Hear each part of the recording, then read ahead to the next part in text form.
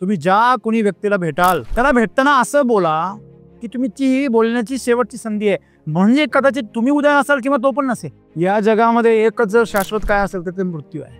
मृत्यू जर अटळ आहे तर आम्ही प्रत्येक माणसाकडे शाश्वत म्हणून का पाहतो? म्हणजे आज आम्ही जीवन जगत असताना भ्रमामध्ये जगतोय का मी 100 वर्ष जगणार आहे, तू पण 100 वर्ष जगणार आहे, असं समजून आम्ही एकमेकाबरोबर दुश्मनी करतो। की तुम्ही शेवटची संधी असं समजून जर बोललात तर तुमचं जीवन बदलेल। तुम्ही उद्या पण हा भेटणार आहे आपल्याला भांडायला असं समजून किंवा बोलायला भेटणार आहे हा तुम्हाला असं समजून तुम्ही जर जीवन जगत असाल तर तुमचं जीवन कधीच बदलणार नाही। जीवनामध्ये काय आहे, वास्तव काय आहे का जे तुमचं जीवन आज मिळालेलं आहे तेच सत्य आहे। पुढच्या मिनिटाला काय होणार आहे माहित नाही। जियो तो इसे पल ऐसे जियो जैसे की आखरी हो, असं जगा की शेवटचा क्षण आहे असं समजून जगा। सद्गुरूंना आज आम्हाला हे सांगायचं आहे की तुम्ही ज्यावेळेस जीवनामध्ये कोणाला तरी भेटता आणि कोणाबरोबर जेव्हा बोलता ना तर तुमच्या बोलण्यामध्ये जिवंतपणा जर आणायचा असेल ना तर तुम्हाला शेवटचं बोलणं आहे असं समजून बोला। जेव्हा छत्रपती शिवाजी महाराज आणि अफजल खानाची भेट होणार होती तेव्हा ती भेट सगळ्या जगात गाजली। का बरं? कारण ती शेवटची होती। ती दोघांपैकी कोणासाठी तरी शेवटची होती हे दोघांनाही माहीत होतं। पण अफजल खान मात्र अहंकाराने फार उन्मत्त झाला होता।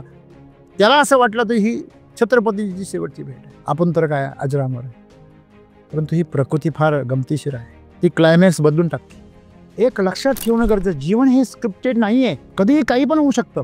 तुम्ही प्रत्येक क्षण असा जगा की शेवटचा आहे आणि तसं समजून बोला प्रत्येकाशी, नाही तर बोलूच नका की आपण नुसती बडबड बडबड बडबड करतो। तर खूप काही बोलण्यापेक्षा तुम्ही समोरच्या बरोबर असं बोला की तुम्ही शेवटचं भेटताय असं तुम्ही प्रत्येकाबरोबर जर बोलायला लागलात तुमच्या बोलण्यामध्ये जिवंतपणा आहे आणि तो जिवंतपणा तुमचं आणि समोरच्याचं आयुष्य पूर्णपणे बदलून टाकेल।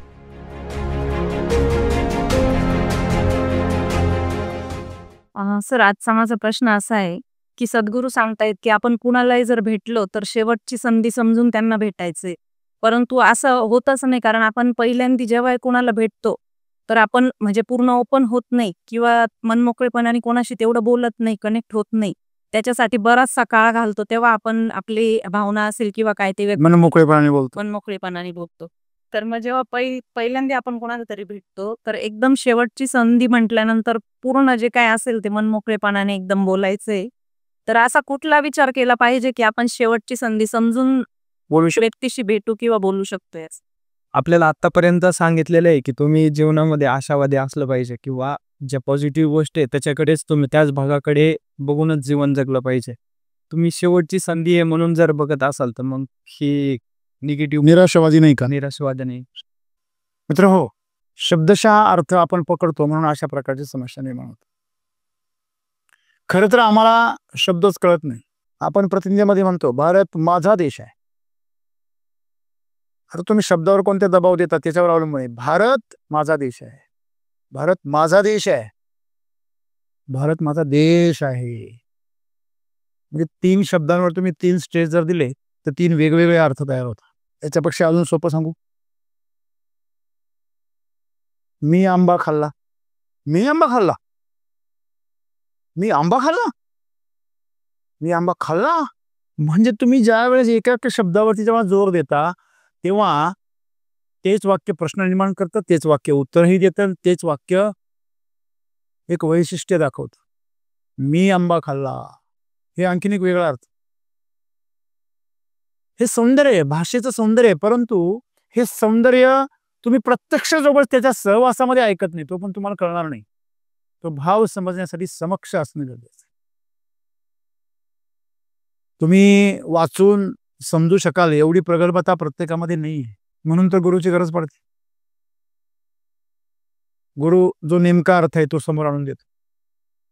एका शब्दाचे अनेक अर्थ असतात, समानार्थी शब्द, त्यातला इथं अर्थ कोणता आहे, इथं कोणता बोध आहे, तो बोध आम्हाला घेणं गरजेचं आहे। इथं सद्गुरू असं म्हणतात की तुम्ही ज्या कोणी व्यक्तीला भेटाल त्याला भेटताना असं बोला की तुमची ही बोलण्याची शेवटची संधी आहे, म्हणजे कदाचित तुम्ही उद्या असाल किंवा तो पण नसेल। इथे कोणाची शाश्वती नाहीये। या जगामध्ये एकच जर शाश्वत काय असेल तर ते मृत्यू आहे।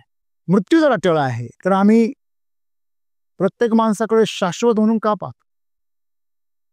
तुम्ही एखाद्याबरोबर दुश्मनी करता, तो दुश्मनी करायला टिकला तर पाहिजे। समजा तोच गेला आणि तुम्हीच गेले तर, म्हणजे आज आम्ही जीवन जगत असताना एका भ्रमामध्ये जगतोय का मी 100 वर्ष जगणार आहे, तू पण 100 वर्ष जगणार आहे, असं समजून आम्ही एकमेकाबरोबर दुश्मनी करतो, एकमेकाबरोबर भांडण करतो. आमचं भांडण होण्याचं कारण काय? तुम्ही कधी मरायला टेकलेल्या माणसावर भांडण केलं पाहिलं कोणी? एखादा माणूस आता मरणार आहे, डॉक्टरनी जाहीर केलं की याला कॅन्सर आहे, तर ज्याचं त्याच्याबरोबर दुश्मनी आहे ना, तो पण येतो भेटायला, बरे व्हा लवकर. म्हणजे भांडण्यासाठी सुद्धा समोरचं जिवंत पाहिजे, बरोबर आहे ना? आणि म्हणून सद्गुरू काय म्हणता की तुम्ही शेवटची संधी असं समजून जर बोललात तर तुमचं जीवन बदलेल. तुम्ही उद्या पण हा भेटणार आहे आपल्याला भांडायला असं समजून, किंवा बोलायला भेटणार आहे हा तुम्हाला असं समजून तुम्ही जर जीवन जगत असाल तर तुमचं जीवन कधीच बदलणार नाही. तुम्हाला हे समजून घेणं गरजेचं आहे की जीवनामध्ये माणूस आज गृहीत धरून जगतो की मी 50 वर्ष जगणार आहे, मी 70 वर्ष जगणार आहे, समोरचा पण असणार आहे. जेव्हा लता दिदींचा मृत्यू समोर दिसत होता, त्या आजारी होत्या, दवाखान्यामध्ये होत्या, त्यांनी शेवटचे जे स्टेटमेंट केले ते काळजाला भिडणारे. माझ्याकडे लाखो करोडो रुपयाची प्रॉपर्टी आहे, पण तरी सुद्धा मी माझ्या आलिशान बंगला सोडून, माझी गादी सोडून, माझा सुंदर असा बेड सोडून मी कुठे आहे? हॉस्पिटलच्या कॉटवर आहे. माझ्या वॉर्डरोब मध्ये महागडे कपडे आहेत, साड्या आहे, शॉल आहे. आज इथे मी पेशंटचे कपडे घातलेले आहे माझ्या सेवेसाठी. माझ्या घरामध्ये काय काय सोय होते, इथे एक सिस्टर आहे, ती मला सांगते हां चला गोळी घ्या, चला औषध प्या, चला पाणी प्या, ही सांगते. आणि मी एखाद्या आज्ञाधारक बाळासारखं सगळं फॉलो करते. ज्यावेळेस मी कुठल्या कार्यक्रमाला जायचे, हजारो लाखो लोक माझी वाट बघत असायचे आणि माझ्या भेटीसाठी आतुरलेले असायचे. इथे पेशंट आणि डॉक्टर आणि नर्स सोडून दुसरं कोणीच नाही. जीवनामध्ये काय आहे, वास्तव काय आहे का जे तुमचं जीवन आज मिळालेलं आहे तेच सत्य आहे. पुढच्या मिनिटाला काय होणार आहे माहित नाही, कोणीच सांगू शकत नाही. आणि म्हणून सद्गुरू आम्हाला सांगता, जियो तो इसे पल ऐसे जियो जैसे की आखरी हो. असं जगा की शेवटचा क्षण आहे असं समजून जगा. जीवनामध्ये जर तुम्हाला खरोखर जीवनाचं सत्य रूपाचा अनुभव जर घ्यायचा असेल तर तुम्हाला वास्तवाचा सामना केला पाहिजे. येणाऱ्या संकटाचा तुम्ही जर सामना केला तर तुमच्या जीवनामध्ये काहीतरी बदल घडेल. येणाऱ्या आव्हानांचा तुम्ही सामना केला, बदलणाऱ्या परिस्थितीचा सामना केला, वेगवेगळ्या माणसांच्या बरोबर तुम्ही जर भेटलात तेव्हा त्यांचं आचरण, त्यांचं वागणं, त्यांचा स्वभाव, त्यांचं चारित्र्य, ह्या वेगवेगळ्या गोष्टींचा ज्यावेळेस तुम्ही अनुभव घ्याल तेव्हा तुम्हाला जीवनाची आणखीन प्रखर अशी स्पष्ट कल्पना येईल. पण तुम्ही एकाच प्रकारच्या माणसांना भेटत राहिलात तर तुम्हाला जीवनाची स्पष्ट कल्पना कधी येणार नाही. भगवान गौतम बुद्धांनी जे पाहिलं ते तर आम्ही रोज पाहतो. तुम्ही आजारी माणूस कायमच पाहता, एखाद्याची मौत तुम्ही कधी ना कधी पाहता. टीव्ही चालू करा, सगळं पाहायला भेटतं, 5 मिनिटांमध्ये सगळं पाहायला भेटतं. पण त्याचा आमच्यावर काहीच परिणाम होत नाही, आमचं जीवन बदलतच नाही. मग भगवान बुद्धांचं जीवन का बदललं? कारण त्याच्या वडिलांनी, महाराजांनी सिद्धार्थाला कधी बाहेरच जाऊ दिलंच नाही.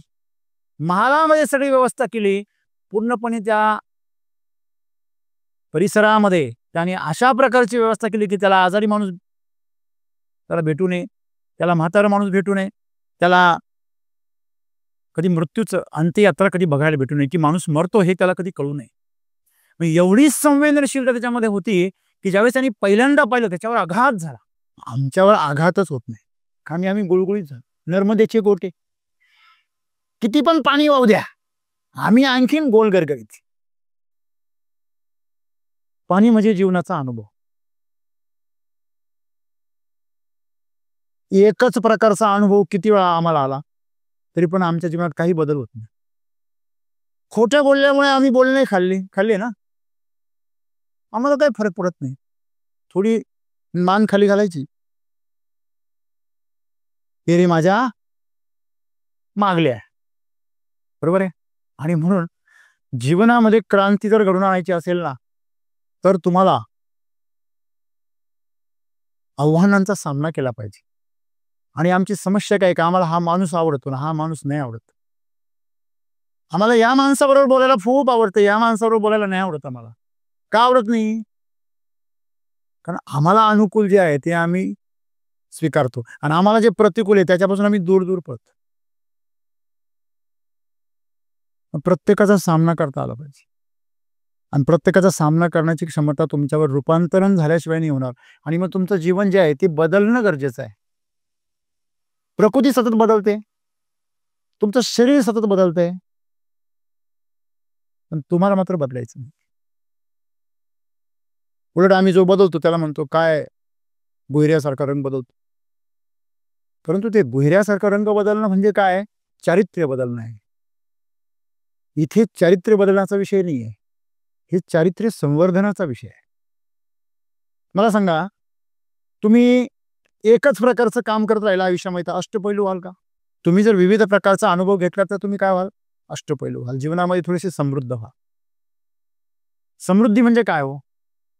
समृद्धी म्हणजे सर्वांगाने परिपूर्ण. बरोबर आहे?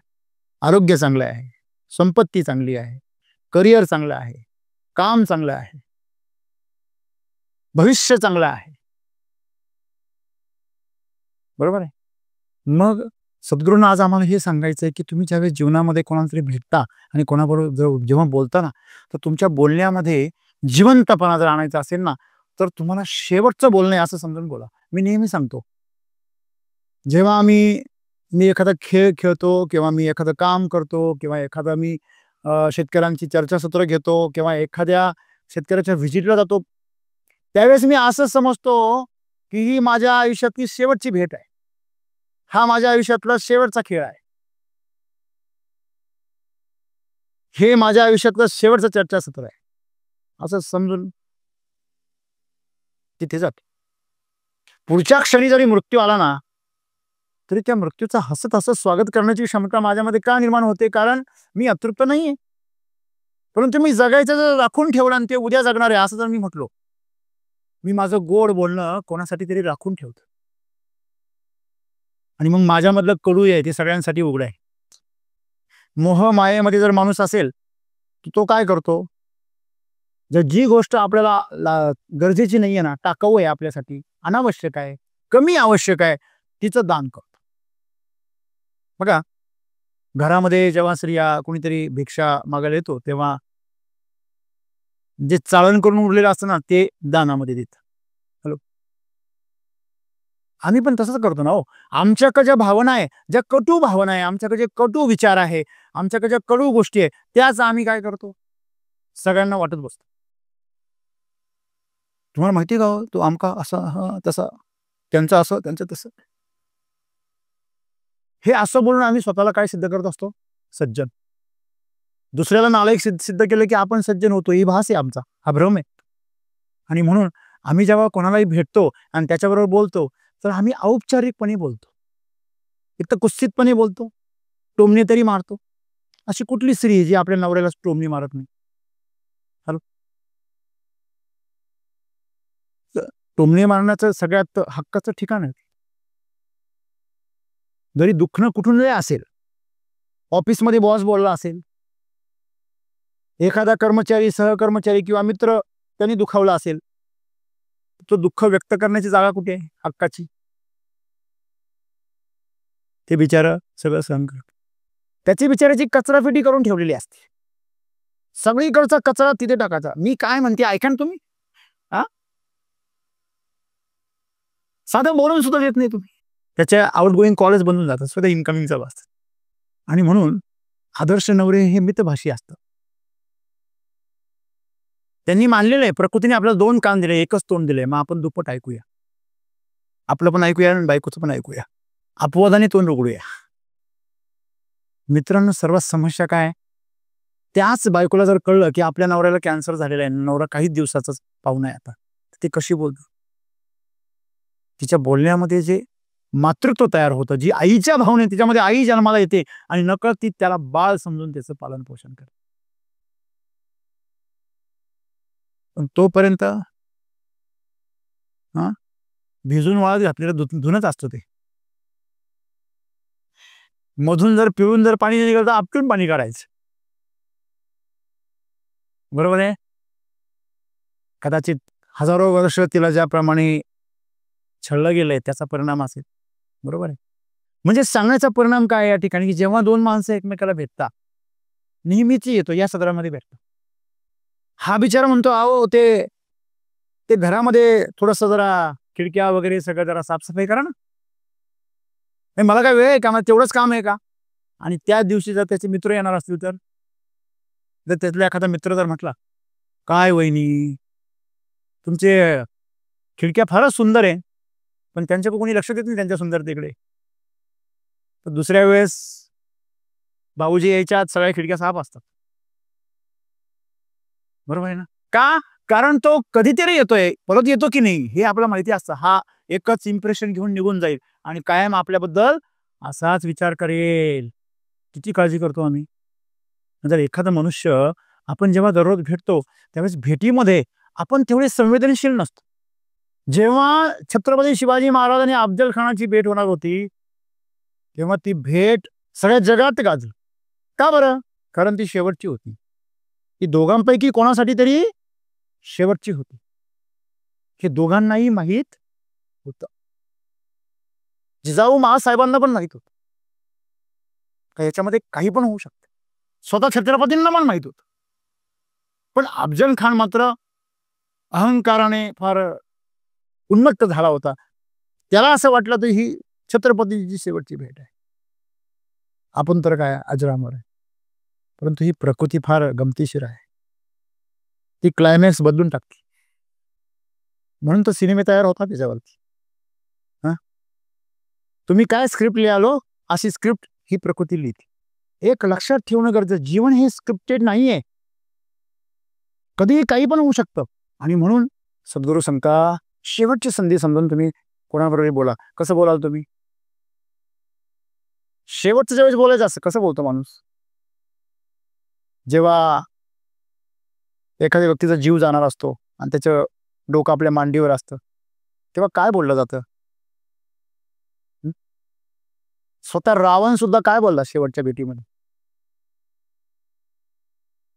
माफी मागितली. तुमच्या हातून मला मरण आलं, माझं जीवन सफल झालं असं म्हटलं. मित्रांनो, जेव्हा शेवटचा क्षण येतो ना तेव्हा संवेदनशीलता असते आणि म्हणून क्रांती होते. आणि आमच्यामध्ये बदल का नाही होत? कारण मी नर्मदेचे गोटे झालो. लाखो लिटर पाणी जाऊ द्या, आम्ही गुळगुळीतचे गुळगुळीत. ना आम्ही ओले होतो ना आम्ही कोरडे होतो. म्हणून जीवनात काही बदल नाही आमच्या. आणि त्याच्यामुळेच आमचं जीवन कुठेतरी बोरिंग झालेलं. सुरक्षित ठेवण्याच्या नादामध्ये आम्ही आमचं जीवन निराशावादी करून टाकले. आणि म्हणून सद्गुरू सांगता की तुम्हाला जर तुमच्या जीवनात बदल हवा आहे ना, क्रांती करायची आहे ना, तुम्ही प्रत्येकाला ज्याला भेटता, ज्याच्याशी तुम्ही बोलता, शेवटचं क्षण समजून बोला. त्याच्या आयुष्यातला किंवा तुमच्या आयुष्यातला शेवटचा क्षण आहे, तुमची शेवटची संधी आहे, परत तुम्हाला कधी भेटताच येणार नाहीये असं समजून ज्यावेळेस तुम्ही भेटणार आणि बोलाल ना त्यावेळेस प्रत्येकाची भेट तुमची अमर होऊन जाईल. बघा, आजपर्यंत आम्ही ज्या ज्या माणसांना भेटलो तर आम्हाला कोणाची भेट आठवते? जो तुम्हाला भेटला आणि लगेच मेला. आत्ता हो माझ्याशी आत्ता बोलला हो तो, आत्ता बोलला माझ्याशी. म्हणजे ज्या क्षणी बोलला ते पण महत्वाचं नाही वाटत, पण आत्ता ती गोष्ट किती महत्वाची वाटते. आम्ही आत्ता बोललो, आता भेटलो, आम्ही काल भेटलो होतो. तुम्ही त्याच्या बाबतीमध्ये संवेदनशील होता आणि जेव्हा तुम्ही संवेदनशील होता ना तुमच्यामध्ये रूपांतरण होतं. माणसाच्या जीवनामध्ये संकट जोपर्यंत येत नाही ना तो संवेदनशील होतच नाही, जागृत होत नाही. आणि संकट जेव्हा जागृत करतात, संवेदनशील करतात, म्हणून संकटाने माणूस परिपक्व बनतो किंवा ढासळून जातो. सद्गुरू सांगतात तुम्ही संकट यायची वाट का पाहता? तुम्ही प्रत्येक क्षण पूर्णपणे संवेदनशीलतेने जगा. एका संतांकडे एक माणूस गेला आणि तो कुठल्या तरी असाध्य अशा आजाराने ग्रसित होता. तो म्हणजे सगळे उपचार केले, महाराज म्हणे कुठेच उपचार नाही होत. प्रत्येक जण सांगतं हा आजार तुला मृत्यूपर्यंत राहणार आहे. ते म्हणे मग काय समस्या काय? म्हणे माझ्या जीवनामध्ये फार अशांती आहे, फार दुःख आहे. प्रत्येक जण जो मला भेटतो त्याचा मला तिरस्कार येतोय, मला वैताग आलाय सगळ्यांचा. मला हे आयुष्य असं शांतपणे जगायचं. काही जीवनामध्ये काही रामच नाही, काही आनंदच नाही. मला तर असं वाटतंय की मृत्यू आला तरी बरं होईल. संत म्हटले हो, मी तुझं आयुष्य तर वाढू शकत नाही, पण तुला मी मृत्यू मात्र तुला देऊ शकतो. तो आशीर्वाद माझ्याकडे आहे. जरा चपापला, चमकला. तुला खरंच म्हणायचंय? तुला शांत झाला, गंभीर झाला, थोडा विचार केला आणि म्हटला हो. थोडा खालच्या दबक्या आवाजामध्ये म्हटलं, संतांनी आशीर्वाद दिला तथास्तु म्हटलं, येणाऱ्या 7 दिवसात तू मरशील म्हणे. बरं, ते संत जे होते ते खूप सिद्ध पुरुष होते. बोलले की खरंच व्हायचं.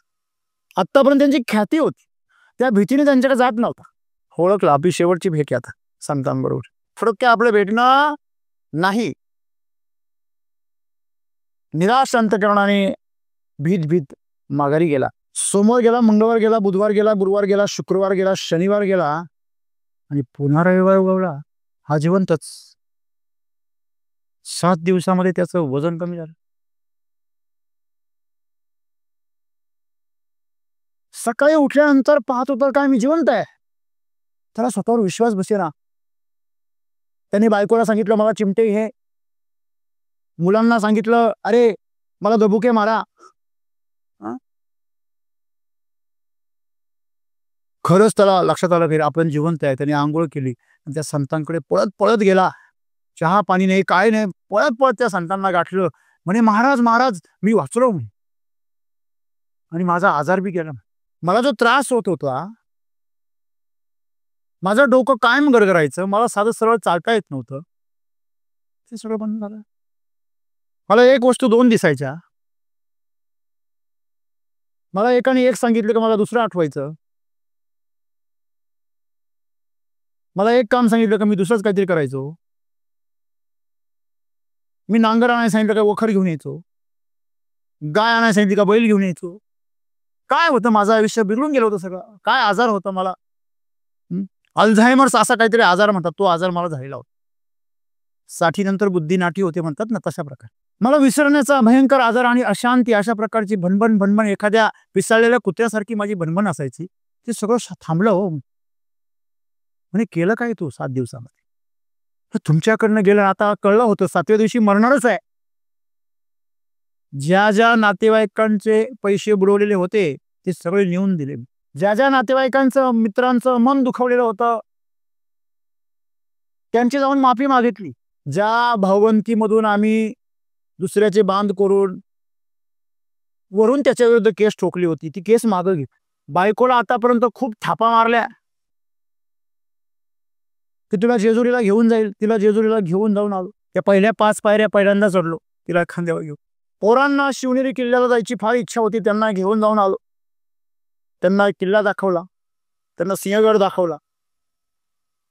एवढं सगळं करत असताना पैसे नव्हते, जमीन विकली म्हणे. पण सगळ्यांच्या सगळ्या इच्छा पूर्ण केल्या. सगळ्यांच्या सगळ्या ज्या शब्द मी दिले होते सगळे पाळले. माफी मागितली, आई वडिलांचं दर्शन घेतलं. आतापर्यंत तुम्हाला फार फिरून बोललो, फार तुम्हाला छळलं, तुम्हाला फार दोष दिला, माफ करा. आणि हे सगळं झालं म्हणे डोक्याची गंधनच संपली. म्हणे डोकं असं रिकामं झालं. मी मरायला तयार होतो. रविवारी मी मरणाची वाट बघत होतो की शनिवारी संध्याकाळी झोपताना मी म्हटलं झोपेपर्यंत काय मरत नाही, आता झोपेतच मरणार आहे. सकाळी काय मी उठत नाही. बायकोला सांगून ठेवलं होतं, पोरांना सांगून ठेवलं होतं, पोराचा वाढदिवस येणार आहे, त्याला त्याच्या आवडीची सायकल बुकिंग करून ठेवली. बायकोला जे दागिने घ्यायचे होते ते बुकिंग करून ठेवली तिच्या वाढदिवसाला. हे सगळं केलं. वर्षभराचा किराणा भरून ठेवला, पोरांच्या फी भरल्या, आणि आता काही जबाबदारीच नाहीये माझ्यावरती. पूर्णपणे मुक्त झालो. ते संत म्हटले तसाही तुझा मृत्यू 7 दिवसात होणारच आहे. मी खोटं बोललोच नाही, आणि तुझ्या बाबतीमध्ये कुठला चमत्कार पण घडलेला नाही. आणि तसाही तू मरणार आहेस 7 दिवसामध्ये. तूच काय, सगळं जग 7 दिवसात मरणार आहे. मी सुद्धा 7 दिवसात मरणार आहे. तू म्हणे कसं काय? म्हणे माणूस मरताना कुठल्या तरी वारी मरणार आहे ना, आठवड्यातला कुठला तरी वार येणारच आहे. मग त्यात 7 दिवसात पुन्हा येणार, पुन्हा पुन्हा जे 7 दिवस येणार आहे त्या कुठल्या तरी 7 दिवसामध्ये कुठल्या तरी वारी तू मी आपण सगळेच मरणार आहे. हे खरं आहे का? कुठं आहे? तुम्ही खरं आहे महाराज. म्हणून मी तेच बोललो होतो तुला. नाही, मला वाटलं मी येणाऱ्या 7 दिवसातच मरून जाईल. म्हणजे तुला मी धडा शिकवायचा होता, तुला मी जागं करायचं, तुला मृत्यूचं दर्शन द्यायचं होतं, तुला धडा शिकवायचा म्हणून मी असं बोललो आणि माझं इच्छित साध्य झालं. तू या 7 दिवसामध्ये संवेदनशील होऊन जगलास आणि शेवटचा समजून तू प्रत्येकाला भेटलास आणि शेवटचा समजून तू प्रत्येकाबरोबर बोललास. असं जर तुझं जीवन असलं तर किती सुंदर आणि सोपं जीवन आहे. मग ते गुंतागुंतीचं आम्ही का करतो? कारण आम्ही गृहीत धरतो आणि आम्ही गृहीत धरल्यामुळे आमच्यामध्ये भांडण, तंटा, हेवे दावे, घेणं देणं. आम्ही उधार का करतो? आम्ही उद्या अजून जगणार आहे हे गॅरंटी देऊन सांगतो, देतो बरं का उद्या, तूच गेला उद्या. मग हा पण ते कसं आहे, 100 पैकी 1 वेळा जातो ना.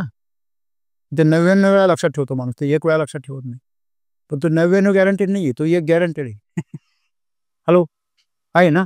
म्हणून सद्गुरू सांगतात की मी प्रत्येक क्षण असा जगा की शेवटचा आहे आणि तसं समजून बोला प्रत्येकाशी. तर बोलूच नका.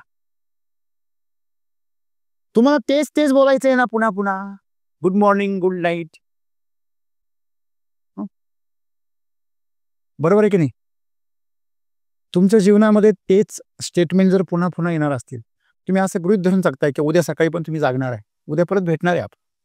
आणि अशा समजेमुळेच आपण एकमेकाविरुद्ध बदला घेतो, एकमेकाला हिनवतो, एकमेकाच्या विरुद्ध भांडण करतो, वाद घालतो. आपण भांडणामध्ये म्हणतो, शेवटी माणूस काय म्हणतो, हा जाऊ दे, तुझं बांधावरून आमचं बांधाचं खालू. हा, असं बोलतो की नाही, तुझं घोडं बांधावरून जाऊ दे, मी बांधाच्या खाली उतरतो. जेव्हा समोरून 2 जण येतात, एकाला कुठलं तरी खाली उतरावंच लागतं. बरोबर आहे. पण खाली उतरलेला जो आहे तो काय कमजोर आहे म्हणून उतरलेला नसतो, त्याच्यामध्ये हिंमत आहे, दुसऱ्या रस्त्याने पण तो जाऊ शकतो. पण हा जो बांधावरून चालला, हा बांध सोडून चालू शकत नाही, ही समस्या आहे त्याची. पण तो असं दाखवतो, मी जास्त बांधावरूनच जाईल. पण तो हे मान्य करत नाही, माझी खाली उतरायची हिंमत नाही. मित्रांनो, त्यासाठी कौशल्य लागतं, हिंमत लागते. आणि म्हणून जीवनचा जो सत्य भाग आहे तो म्हणजे मृत्यू, त्याचा सामना आम्ही केला पाहिजे. मृत्यूला सोबत घेऊन जगलं पाहिजे. आम्ही मृत्यूला विसरण्याचा प्रयत्न, दारू पिणं काय मृत्यूला विसरणे? अधोगती असो, अपमान असो, नुकसान असो, एकटेपणा असो, मृत्यू आहे, छोटासा मृत्यू आहे. बरोबर आहे. आणि तो जो छोटासा मृत्यू आहे ना, त्या मृत्यूला सुद्धा आम्ही घाबरतो आणि म्हणून ते जी बोचणी आहे तिच्यापासून मुक्ती पाहिजे म्हणून दारू पितो, म्हणून नशा करतो, लक्षामध्ये. आणि म्हणून आपण लक्षात ठेवलं पाहिजे की आपण नुसती बडबड बडबड बडबड करतो. तर खूप काही बोलण्यापेक्षा तुम्ही समोरच्या बरोबर असं बोला की तुम्ही शेवटचं भेटताय. असं तुम्ही प्रत्येकाबरोबर जर बोलायला लागलात, तुमच्या बोलण्यामध्ये जिवंतपणा आहे आणि तो जिवंतपणा तुमचं आणि समोरच्याचं आयुष्य पूर्णपणे बदलून टाकेल. आपण घरी स्वयंपाक करताना म्हणतो, घाल पाणी निकल कर कालच्या वाणी. हे आमचं जीवन असं रटाळवाणं झालेलं आहे. त्याचं काय नेहमीच बडबड बडबड असते, काय बोलतो त्याच्याकडे लक्ष पण देत नाही आपण, होतं की नाही असं? आणि जेव्हा दुसऱ्या वेळेस तुम्ही भेटता त्यावेळेस तो नसतो बोलायला किंवा ती नसते बोलायला. आपण शेवटचं बोलायचं राहून गेलं, शेवटचं बोलायचं राहून गेलं, बोलताच नाही आलं. तर ती संवेदनशीलता, जी जाणीव आहे, की सद्गतीत करते माणसाला, रूपांतरित करते. मग हे शेवटचं जे भेट आहे, शेवटचं जे बोलणं आहे, ते तुमचं अत्यंत भावुक आणि अत्यंत जिवंत होऊन जातं. ते आत्म्याच्या जवळ जाऊन बोलणं होतं. तुम्ही शरीराच्या स्तरावर बोलता वैखरीमधून, की तुम्ही परेमधून बोलता मनाच्या स्तरावर, बुद्धीच्या स्तरावर, की तुम्ही आत्म्याच्या स्तरावर बोलता पश्चंतीमधून. हे तुमच्या तीव्रतेवर अवलंबून आहे. तीव्रता तेव्हाच येते जेव्हा तुम्हाला कळतं की हे शेवटचं, ह्याच्यानंतर काही नाही. आणि ती तीव्रता तुमचं जीवन रूपांतरित करते. आणि तेव्हा कळलं की आतापर्यंत आपल्याला आई होती, आपल्यालाच आता आई व्हायचंय. धन्यवाद.